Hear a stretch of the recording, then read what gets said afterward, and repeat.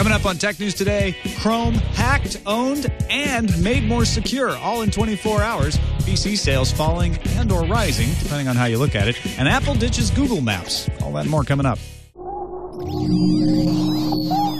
Netcasts you love. From people you trust. This is TWiT. Bandwidth for Tech News Today is provided by Cachefly at CACHEFLY.com.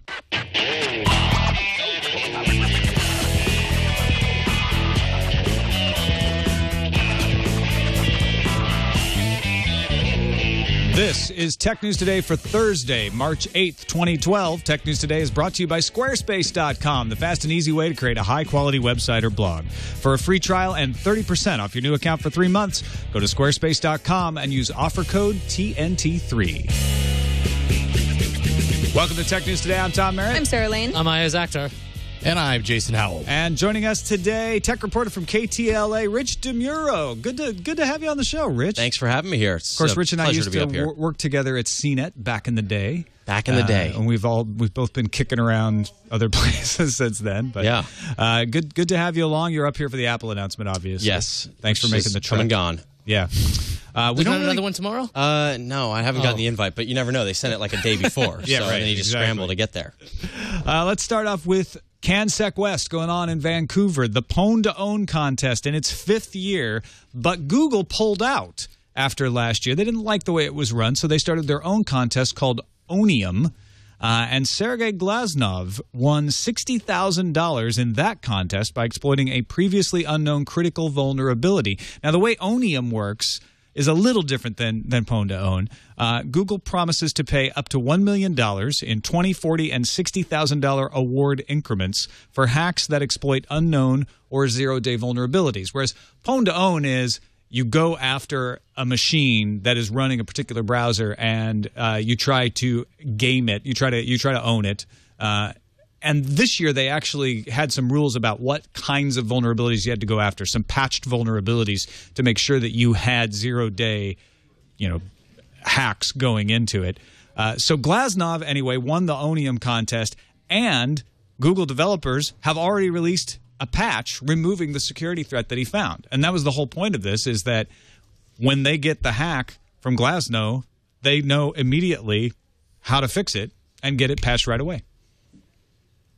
Also, Pwn was not very kind to Chrome. Chrome has been safe the past 2 years in the Pwn contest. Chayuki Bekrar, CEO of Vupen Security, was able to hack right into Chrome. In fact, it was the first browser to fall, I believe, with a zero-day vulnerability. And that was in the first of 3 days. They say they're going to go back after Chrome as well. Of course, Firefox, IE, and Safari also owned. I believe IE fell in 20 minutes. The rest of them took hours. That makes sense. I love the thinking behind these competitions, because obviously in a perfect world, Chrome is so stable that nobody can do anything with it. But that's not always the case. So it's like you offer somebody it's obviously a good chunk of change, but might not be too different than what you would pay a consultant to actually work for you behind the scenes and make sure that this vulnerability didn't exist in the first place. So, Chrome wins either way, and maybe you get a little publicity, like you weren't as secure as you thought you were, but the whole point is that you become a more secure browser or service because of this. Yeah, they busted out of the sandbox. They bypassed data execution prevention. They bypassed ASLR, address space layout randomization. So these were pretty high-level hacks. It took some doing because of the way Chrome sandboxes all the processes. I like this incentivized hacking. It's like, okay, otherwise people are going to do this anyway, so why not go, look, we can look like fools, fall on our faces when this thing is public, or we can go, we'll just pay you to do it. Go ahead, just do it. This is going to happen anyway. And really, I don't think the average person understands what they're doing and what they're hacking, so it's sort of a win-win situation for Google and Chrome, because it's like people see that this is happening, they go, okay, it's more secure. That's the end game, that's what you get out of it, is how long it took to do this and the fact that this is a better browser at this point. And of course, Mozilla's been doing this for a long time with their bug bounties, as Bear, our sysadmin's pointing out in the chat room right now. So it's not like Google's the only one who does this. But the CanSec West Pwn contest has become sort of a bellwether every year, and a fun thing, and a good way to harness the motivation to hack, because the motivation to hack is not necessarily bad. It's not somebody who wants to break things, as Kevin Mitnick and many others, Paulson, have always said. It's to see how things work. Yeah. It's to see how to get around. It's to play with something. And this is a more productive way of satisfying that urge. The post-PC era, as you know, began yesterday when Tim Cook declared it on stage. And Gartner has put out some global PC shipment estimates for 2012 and 2013. Now, according to the Gartner forecast, they believe PC shipments will hit 368 million in 2012. That's up 4.4%. They believe in 2013, with the release of Windows 8, that it will hit 400 million and rise 8.5%. Now, last year in 2011, shipments actually were up just under 1%. So this would be, depending on how you look at it, either a rebound or a horrible slowing. I don't know. Which spin do you want to put on it, Rich? The post-PC thing is interesting. I think the quote, the PC Plus that Ozzy said was pretty interesting as well. Ray Ozzy at Microsoft, formerly of Microsoft, because he wants to spin it the opposite way. It's like people are getting something in addition to their computer, which is sort of true. I mean, I have a computer and I also have a tablet, but where is the world going? And I think that it seems like most people are deciding between a tablet or a computer at this point. Tablets are cheaper, so it's just sort of an easier thing for people to do. I don't know. I think it's a tough one. Windows 8 will be a good addition to the PC world, I think, because it's going to work on both tablets and computers. So from Microsoft's standpoint, it's going to be a good thing no matter what. Gartner says that the growth area for PCs is emerging markets, which accounted for just over 50% of sales in 2011. They think it'll be nearly 70% by 2016. I think that's true, and I think what we're seeing is not just a slowing, but a plateauing. Yeah. Right? I mean, every product goes through this when it matures. It gets to the point of saturation. I imagine that, I don't know, dishwashers are pretty flat in sales. You know, we're not pushing more dishwashers out there. And I think when it breaks, you get another one. And if the sales are different, we'll get an email about it. I'm pretty sure. Yeah. And one day there's going to be a really cool new dishwasher, and people will want that more than the traditional dishwasher. It's like what Tom was saying yesterday. It's all use case scenarios. I mean, the thing is, like, what are people using computers for anyway? Email, and they're checking the internet, and they're not doing not necessarily the heavy lifting stuff that you used to use this stuff for. So if a phone can do it or a tablet can do it, people will likely just gravitate towards those products versus this computer, which can do a lot more than people are going to use it for. So there's so many features on a computer that people just don't even take advantage of, that when you go, hey, what are you going to use this for? You go, oh, email. And even in markets that aren't technically emerging, I spent $850 yesterday on an iPad. Right. That's $850 I don't have for a Windows machine later this year. Exactly. I mean, how much are people spending on these computers? I mean, you're going into Best Buy, people are not buying top-of-the-line computers for $2,000. They're buying a $499 PC. And these manufacturers are really being stretched in how they can make profits on these things. And they're not replacing them. I mean, a lot of people look at this and say, oh, so nobody's using computers. No, people are still using desktop computers, but they use them for much longer. They don't replace them in the rate that they did in the early part of the decade, because it's not this, oh, I have to get the fastest processor with the 16x speed CD-ROM is in. Right. No, when we buy a desktop, it's like, the processor's pretty much the same year over year. Maybe I'll get a few more cores, but I'm not relying on it for more than maybe emailing or word processing. I don't care for another 10 years. Yeah, you're not using it as much, so you don't even think about it as much. So even if you have one, you're like, well, your upgrade time has gone from every 2 or 3 years to now every 5 years, kind of like a dishwasher. I mean, they used to break down more than they do now, or a washing machine. It reminds me, I need to replace my dishwasher. Let's move on to some collusion news. Tablet dishwasher. I'm going to replace my dishwasher. Have nothing to do with this collusion news. The Wall Street Journal is reporting that the Department of Justice is planning to sue Apple and 5 publishers, big publishers, Simon & Schuster, Hachette, Penguin, Macmillan, and HarperCollins, for allegedly colluding to fix prices of ebooks. They're claiming this violates the Sherman Act, which is designed to keep companies from doing just this.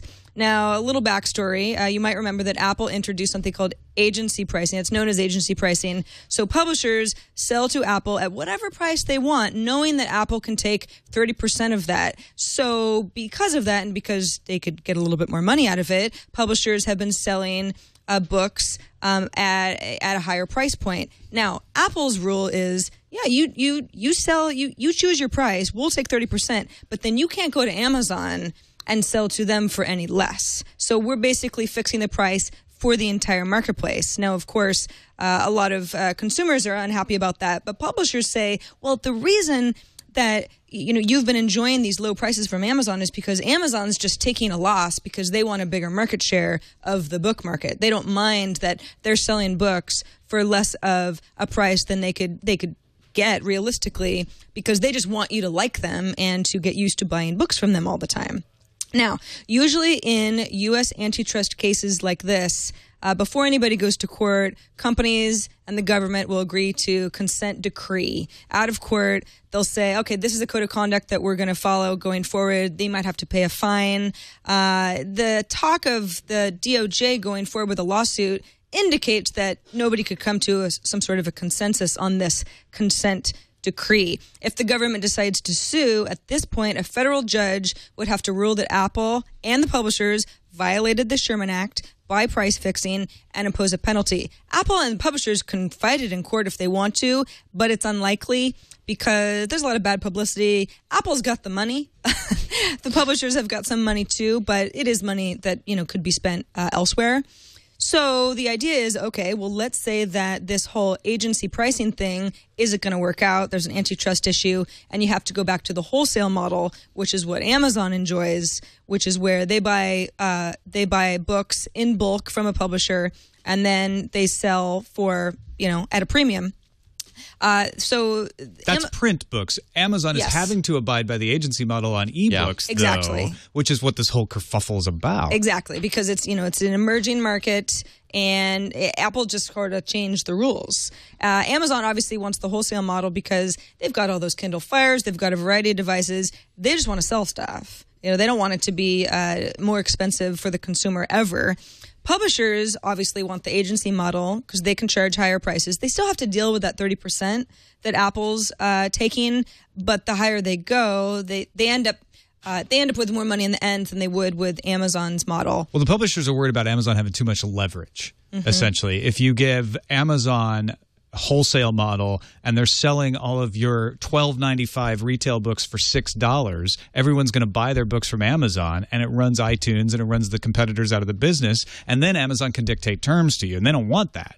They want the prices to be the same everywhere so that Amazon doesn't get too much power. That. But that's the whole beauty of Amazon, and how are these guys not colluding? Let's be honest. When Amazon opened up their ebook store, they were selling books really cheap. And I was going on there going, oh, these are great. You're getting books for a lot cheaper than you could because it made sense. You get an ebook for cheaper than the physical book. Now when you go on, the physical book is $12.99. The ebook is $12.49. And it's like, wait a second, hold on. I'm not getting anything for this. And it all changed when Apple came out with iBooks. And that's the big issue here, is that no one can charge less than these 5 publishers decide for these books. And I think the government has a huge case here. Well, and Apple's such a big player at this point, so it's not as if a publisher would say, well, okay, then we're just not going to work with you. We're going to work with everybody else so that you can't dictate the way that we do business with everyone. But, of course, publishers, they're also getting a little bit more money out of this model, but you can't ignore Apple in situations like this. If the agency pricing doesn't work out for Apple, they've got money. They've got more money than they know what to do with, literally, at this point. But then again, if they lose this battle, then what does it mean for the way that they do business with the music labels? Exactly. I with think app developers. Exactly. It's less about, because the agency model isn't necessarily collusion. The publishers can all set their prices at different price points, and they're not colluding on the price. They're just saying Apple and Amazon can't change that price. If we say $12.95, you've got to sell it at $12.95. That could be seen as collusion, but it's not as clear cut. Apple's saying if you sell it at $12.95 on our store, you can't sell it cheaper anywhere else. That starts to smack. Yeah, how can you dictate quite a bit? That? And like you say, Sarah, can totally affect all of the other policies that they have for that very same thing, saying you can't sell in-app subscriptions cheaper anywhere else but here. Yeah, Apple is starting to set all these crazy rules on everything they're doing, and it's like, well, where does it end? They can't, even when the iBooks thing where you create your own book came out, it's like, well, we have the rights to this book, and everyone's like, wait a second, hold on. So it's like they just keep doing all these weird little things that you can't be a sandbox. Apple cannot be one place where if you want to sell your book there, you can't do anything else. That seems kind of crazy. Now, there are things such as exclusive deals, fine. But across the board deals like this, and I think the ebooks thing, I don't know, I'm just kind of fired up about it because I've just watched this happen, and I'm like, here's this revolution happening before us with ebooks, and you can't really take advantage of it. I mean, music, the prices drove down. You were able to buy individual songs. Books have not gotten any better. You can't get a deal on a book, even if it's in ebook form. All right, let's take a break. Thank our sponsor, Squarespace.com, the fast and easy way to create a high-quality website or blog. Easy-to-use UI for creating and managing your website, optimized for beginners and CSS experts. I use Squarespace for my own site, forecastpodcast.com, swordandlaser.com, and it makes it easy to publish both those shows' updates. And it looks good. It looks much better than anything I could ever do. Go try it out yourself. You don't have to take my word for it. Go check out the library of designs, the fonts, the online resources. They have a support team 24 hours a day, 7 days a week, free live classes if you need them. But if you're an expert, you can get under the hood. You can change the CSS. You can change the HTML. It's all inclusive. So check it out for a free trial, squarespace.com. You don't even have to give them a credit card. Import your data. You can take it out. They believe in data exportability. Give it a try. If you do decide to buy it, use the offer code TNT3 and get 30% off for 3 months. That's squarespace.com. Use that offer code TNT3. Go start one right now, though. You don't even have to remember that offer code because you're going to want to buy the service if you try it out. But go try it out for free. All you need is the name of a blog, squarespace.com. We thank them for their support of Tech News Today. Onward to a map controversy. Is Apple really ditching Google Maps? In some respect, yeah. Well, Apple introduced iPhoto yesterday for iOS, and people noticed that instead of using Google Maps, inside of iPhoto is OpenStreetMaps. Now, apparently, the OpenStreetMap Foundation wasn't aware that Apple was doing this, and on the blog said Apple forgot to include necessary credit to the OSM contributors, because that's what you're supposed to do when you use these maps. The blog post also noticed that the map data Apple's using is about 2 years old. It's from April 2010. Now, Apple hasn't done anything official and announced, oh, yeah, we're moving away from Google Maps. And the Google Maps app, the Maps app on iOS still is Google. But a lot of people are just thinking, okay, this is just one step in moving away from Google entirely. Okay, so yeah, if you look on your iPhone or iPad, if in your Photos app, you've got an area for places, a little tab. You know, if you got that sort of data associated with your photos, that's all Google Maps still. It's just an iPhoto itself, but it's like it seems like clearly they'd want to get away from Google Maps if you follow the theory that Apple just wants to disassociate itself from Google entirely. They're done with Google over Android. Right? You know, they don't get along about a lot of stuff.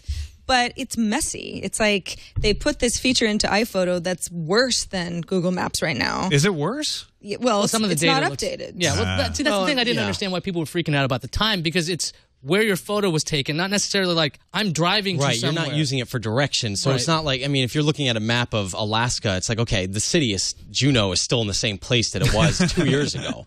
So, but yeah, the bigger issue here is that, yeah, they're slowly changing away from Google, and this is like the first step. And it's kind of odd that they just slipped it in there. And of course, people notice instantly. Well, Google Maps, they're charging a little bit more for that API. That's another reason why Apple moved away, apart from the hating Google Android stuff right now. There's a practical reason. There's a good thing they can blame it on, at least. You know, they're saying that it costs too much, which legitimate. I just love the OpenStreetMap folks saying, well, we didn't know this was happening. Awesome. So maybe some credit would Isn't be that great. Their deal, though? Apple. I mean, it you is got to an give them credit, but it's an open map. I mean, yeah. But they should get credit. Well, I believe they have to. Yeah, I think that's probably part of the. I don't know what open source license they're using, but most of them require that you at least acknowledge. Yes, in a nice way, they're saying, "Where's our credit?" Yeah, exactly, and they deserve it. Well, now they've gotten the publicity for sure. Microsoft would also like credits, as in payments, for OnLive's use of their Windows desktop on the iPad. We've talked about this before. We were very excited about it because you could use Microsoft Office on an iPad through the OnLive streaming. But in a blog post today, Microsoft's Joe Matz, VP of Worldwide Licensing and Pricing, says, "We are actively engaged with OnLive with the hopes of bringing them into a properly licensed scenario.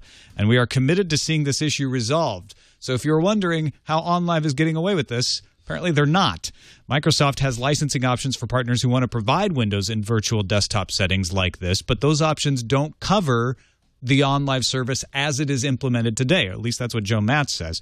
Microsoft offers something called a Services Provider License Agreement, an SPLA. These enterprise-level acronyms are always awesome. SPLA. SPLA does not support delivery of Windows 7 as a hosted client or provide the ability to access Office as a service through Windows 7. So the access of Office, which is the key to the OnLive thing, is also the big thing that Microsoft's hung up on. Office may only be provided as a service if it is hosted on Windows Server and remote desktop services. Windows Server and remote desktop services, pardon the complicated names, require the end user to have a Windows license. And OnLive is certainly not requiring their customers to have a Windows license in order to use the Windows streaming over OnLive. So basically they're not following any rules, apparently. But you have to imagine they worked with Microsoft to come out with this service, because it wasn't a surprise to Microsoft that they came out with OnLive, the desktop, which, by the way, I think is just the most amazing thing. It works really well. If my iPad wasn't doing the software update at this exact moment that we're recording this podcast, unfortunately, I don't know why I did download and install right now. Yeah. But I would show it. But I mean, I really think it's a pretty amazing thing that they've built into the iPad. I think it's kind of like blends, like a PC with the tablet. And they're going to work this out. I mean, it's in Microsoft's best interest, I think, for them to work this out just right. As soon as they do, it'll be time for Windows 8.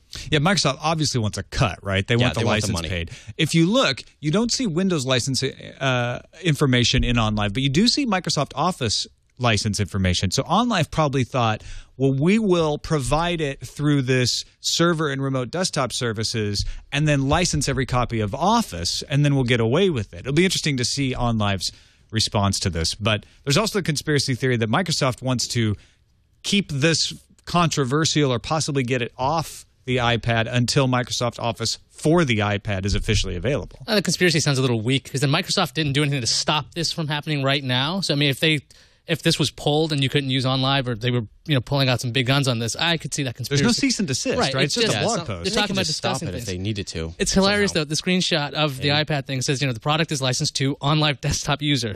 Does that count as the end user? Am I the end user then if I'm the online desktop user? If they have a different license for every person streaming it, then yeah, I guess it would. In general, there's not much information about how this service works. I mean, there's not like much on the website. It's just like it kind of works. They don't explain how they're doing it or why they're doing it. It's just, hey, try it out. Probably want a little bit of that subscription fee per month. It's like, just give us that. We're okay with that. Yeah, there'll be some sort of money exchanging hands here. But like I said, I'm still surprised that Microsoft was blindsided by this. It doesn't really make much sense. I mean, they had to be working with them on implementing this service, so it seems kind of odd. It does seem like that because they haven't come out with the lawyers. They came out with a blog post. Yeah, I mean, who does that? That's interesting. Maybe they're just building hype for all this stuff. I mean, it seems like $5 from HTC here, $5 from OnLive there. That's their new business model. Absolutely. All right. Mark Cuban will not be happy with that. Finally, Path 2.1 update has been announced. Brings a lot of new features to both the Android and iOS versions of Path. You can match music by holding up Path and just having it listen, kind of like Shazam works. So you or don't have soundtrack. Yeah. You don't have to type it in. It just hears it. Powered by the Grace Note database. There's an API shared with partners like Nike so that, when you're out running your 5K, you can brag to all your friends on Path, and then they can give frowny faces. When you buy one of those fancy new Nike Fuel bands, right, it will talk wirelessly, which is better than the Jawbone Up that had to plug in. Yeah, and everyone who's sitting at home. That was a big downside to that thing. The first time I had to plug it in, I love how we all talk about it in the past tense. Well, I actually pulled it out of, I had a review unit, and I found it the other day. I'm like, oh yeah, I forgot about this.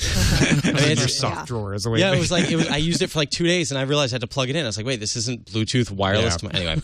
Off topic. New features, like I said, both iOS and Android. There is one iOS-only feature as well, improved camera functionality, exposure, focus controls, as well as updated custom lenses there. Also, in an event to announce Path 2.1, Dave Morin was confronted about the contact information, and they had promised to address that in the next update. There is no addressing to it in this update, but he did say, we will do hashing of the data. We're very committed. We care a lot. And he said they're working with TrustE, the service, to figure out how to best implement it. It's just not coming in this version of Path. I think this is a smart way for Path to go because they need to differentiate themselves from Facebook a little bit. And by sort of building in, let's say you want to share a photo or share music, or it's almost like it's a smart way of figuring out how to integrate these various services. Facebook is just a platform where they link up with these other apps, and you're always doing it through the other apps. Now they're saying basically one-stop shop. You come here, and you can do everything through our app. So I think it's smart. I mean, it's not going to push me to really use it, but it's a smart way of kind of figuring out how to be different from Facebook. It's also I like Path a lot, although I didn't really like it until their version 2 update, because it's enough of a closed network that I feel like, okay, let's say that I do use some Nike integration, and so I'm sharing with the 3 of you when I take jogs or you know, to climb a certain amount of steps, and I'm proud of it. That's the sort of thing that works better on a closed network than a blast out type of service where people just don't want to hear it because where it really they don't know comes you off well as enough. bragging if you're telling everyone in the world, I just ran 3.7 I'm kilometers. guilty of that, and I always see. I made the decision. I was like, you know what? So at first I was sharing it with everyone. Then I turned it off. I was like, no one wants to hear that. Like obviously, and then all of a sudden one day I had set it to auto. I was like, you know what? I'm doing it because I have actually on Runkeeper I have if it so it puts in my Google Calendar whenever I run. So it kind of like when it tweets, if it finds it, then it puts it into my Google Calendar. So it's this weird little thing, but it's a neat way of keeping track of all my runs in my calendar. Anyway, point is, someone on Twitter tweeted right after I did it, and they're like, you know what? I just got inspiration to run because you ran. I saw it in the 1 second that tweet went by. I was like, you know what? That's enough to make it worth it, because it's kind of like that crowdsourcing of like inspiration. Why not? You know, like 90% of people following me on Twitter don't care. And yes, some people probably think it's bragging, but you know what? Who cares? Well, and they can send you cheers through the Nike Plus app. Yeah, I did that for a little bit while too. you're actually running, you can get a little like, hey, that's Sarah not distracting. Says, no, it's you great. suck.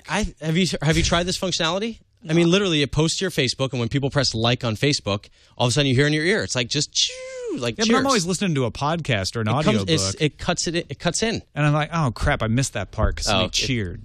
It's like, and the end of it all is woo. You're like, quiet, everybody, quiet The down. key to the Syrian problem is. All right, let's finish. Actually, that's it. That's it for discussion. Time for news fuse.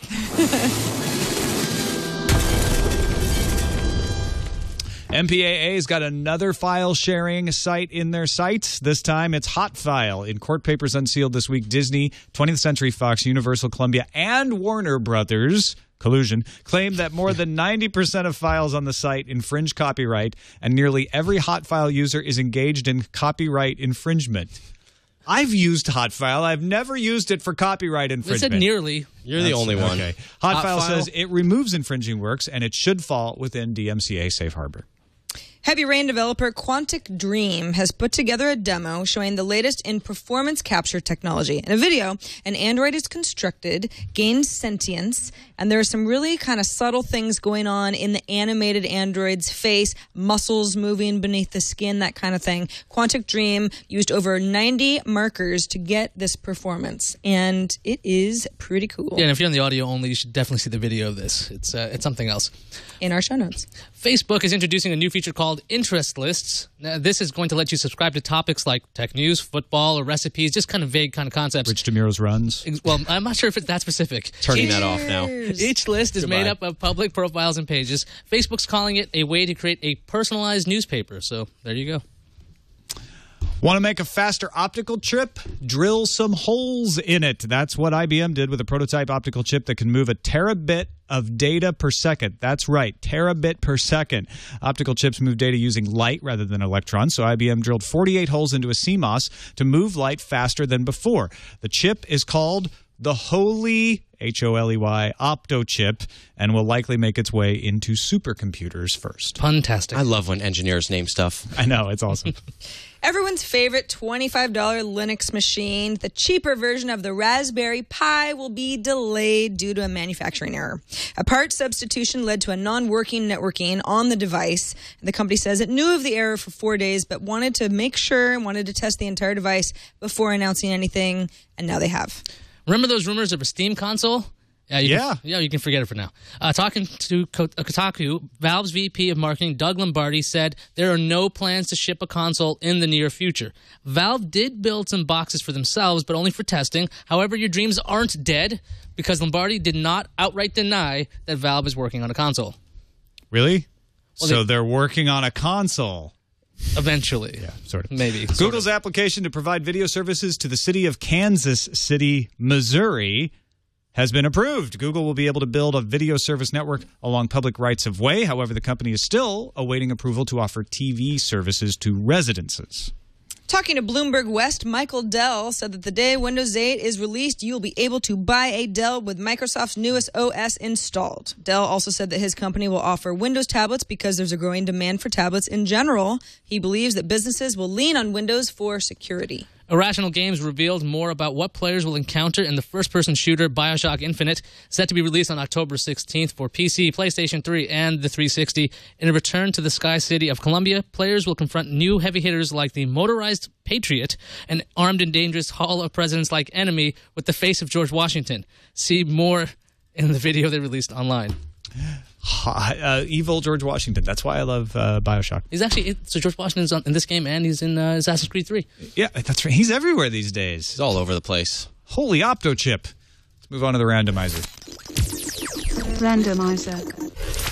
The Verge reporting on Navy's firefighting robot, which is not yet fighting fires until 2013, but can toss grenades. Oh, yeah. Virginia Tech's Robotics and Mechanism Laboratory and now the Navy itself have released more details about the robot called the Shipboard Autonomous Firefighting Robot, or SAFR. I don't know about the name. I'm just confused with this thing. I'm not wild about SAFR. Who cares about the name? It can throw grenades. But what does it need? Okay, firefighting robot throwing grenades. I mean, I don't get it. It's a very delicate operation to throw a grenade. I figured it out. I know exactly what it is. The robot is going to throw water balloons.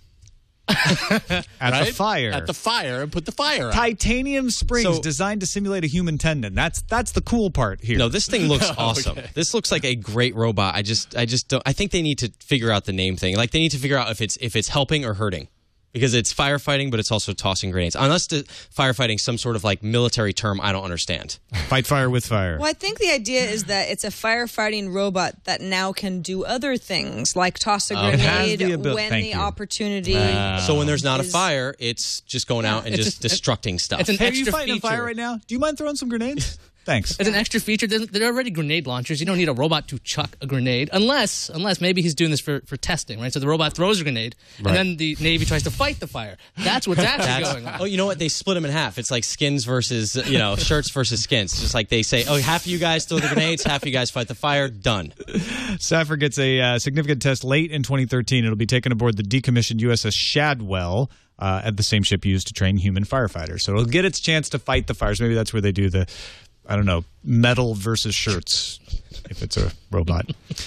Let's play. What's next? Calendar? Oh, it's the calendar, Tom. Yeah, you're right. Motorola's Moto Active. That's one of those wristbands that people like rich fitness fanatics wear to track activity. Wait to share everything now. Well, you can actually. It's getting a software update tomorrow, March 9th, and has some neat settings for personalized activity, yoga, handball, skiing, dancing, and that kind of stuff. So you can track all your fitness endeavors individually. Eating Cheetos? Rather than just my pulse was actually, yeah, you can fake it out. I found out in the review, if you shake enough, it counts as a step. So if you eat Cheetos while fidgety, you're not trying to game the system. Well, yes. What is the point of that? You're only lying to yourself. You could track your Cheeto eating.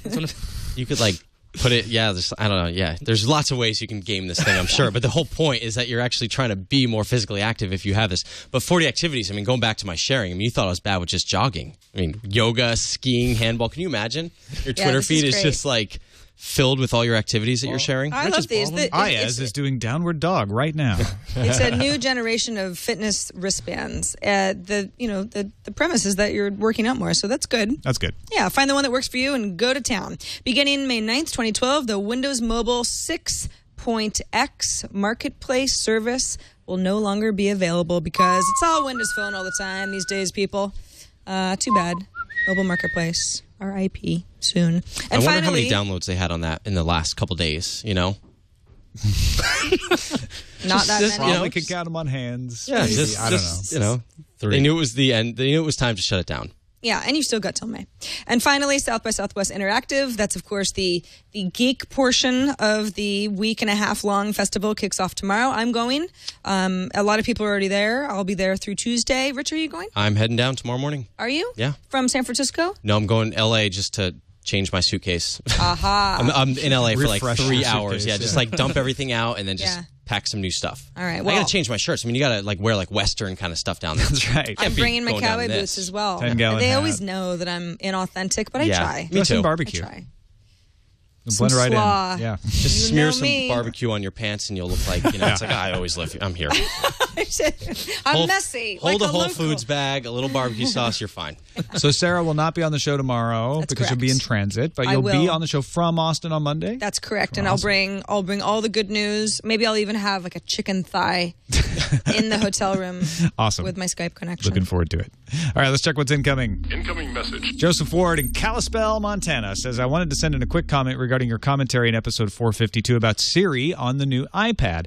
I would actually be surprised if Siri ever came to the iPad. The reason is that Siri requires an active internet connection to work. This makes the iPhone the ideal platform for Siri, as it presumably will always have some kind of data connection, like a 3G connection when not connected to Wi-Fi. However, the iPad still has several variants without 3G as an option, and the versions that do have 3G don't require the user to have a service plan with the device the way the iPhone typically does. In my opinion, it would be too confusing for Apple to introduce Siri on the iPad and then try to explain that it only works when on Wi-Fi or with an active 3G connection, etc.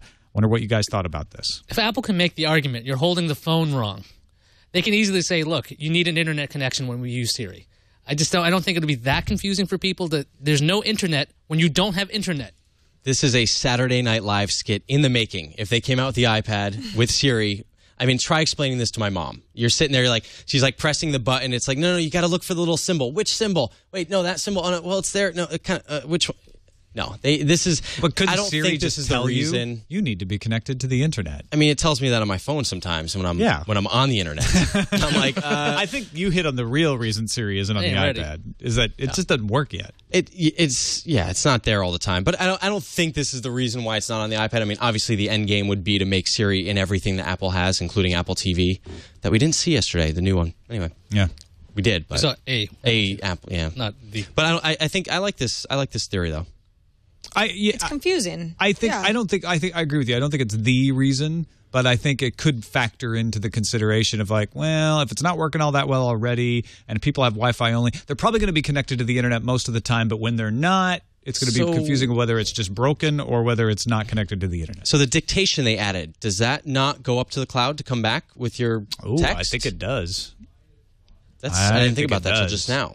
So that kind of if it does, that would overrule this argument. So we should try that on. I think maybe they Friday. think that that's the strongest part of Siri so far. I mean, they've got AT&T models that are being sold out already. Mm-hmm. They don't want to sell that many millions of units of iPads that have Siri on them when it doesn't work and people get confused. That's my main theory, is that it's just not quite ready for that amount of prime time. Okay, we got an email from Jose Gomez. This is kind of fun. Are you guys ready? Some crowdsourcing for a good cause. Jose is doing an experiment. He's about to have his second child with his wife. That's not the experiment, though. No, we don't get to help him with that part of it. His wife is going into labor any minute. They picked a first and a last name, but they can't decide on the middle name. So they've created a public Facebook poll to help them name their child. We will put the poll link in the show notes. There it is, lower third too. Oh, there you go.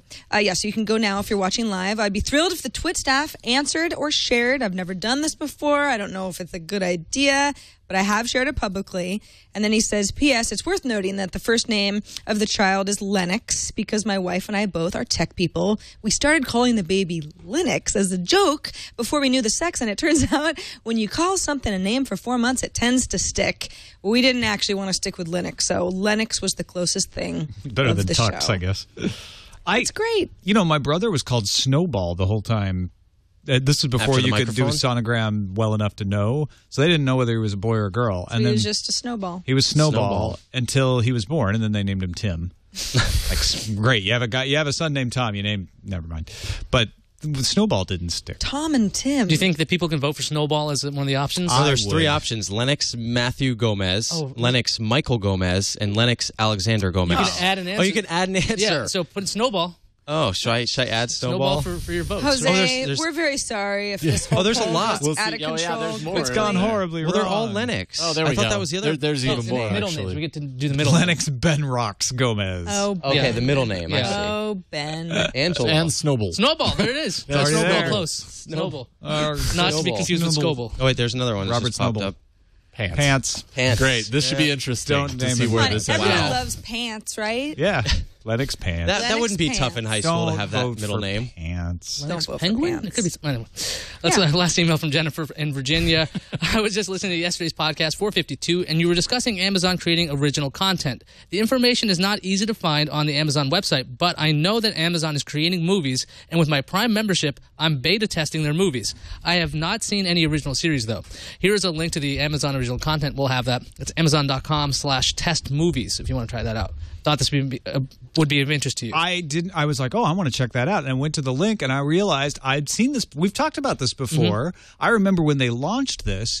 But the difference is instead of like Netflix and Hulu where they're getting pros to go make high-level content, they're giving money to kind of newbies. It's like funding indie films. Yeah, they're trying to like crowdsource. If a movie becomes popular among people that are watching it, then maybe we'll put some money behind it or get that filmmaker some cash. Yeah, so it's more for people who are starting out.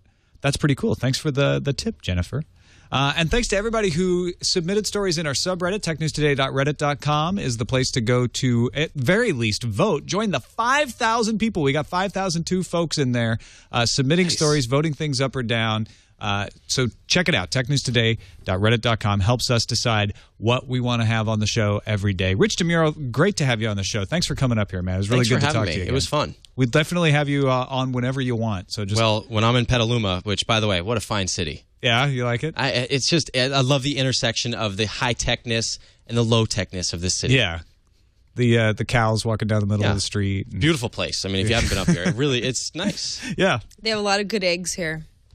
And an excellent coffee shop, too. That's and a Whole true. Foods, which I was surprised at. I know. To be honest. Pretty much every town has one now. I guess at least in this neighborhood. Yeah.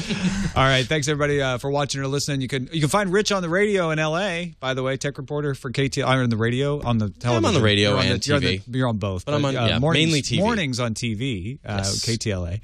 And you can find us on the web at twit.tv/TNT. You can email us, TNT@twit.tv, and give us a call. Our number is 260-TNT-SHOW. No Darren Kitchen tomorrow, but Shannon Morse, the other half of Hack 5. Well, one of the halves. There are many halves on Hack 5. Shannon joins us tomorrow. We'll see you then.